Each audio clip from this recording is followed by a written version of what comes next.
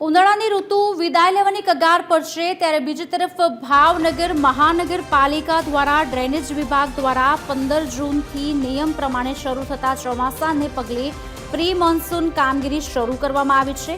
શહેરના મહાનગરપાલિકાના 13 વોર્ડમાં અંદાજિત 70 લાખના ખર્ચે કામગીરી હાથ ધરવામાં આવી છે। હાલમાં શહેરમાં વિવિધ સ્થળો પર પ્રી મોન્સૂનની કામગીરી શરૂ છે।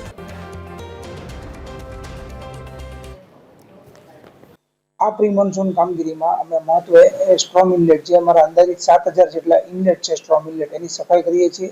નદી નાળાઓ તેમજ બોક્સ ડ્રેન જે છે એની સફાઈ કરવામાં આવે છે।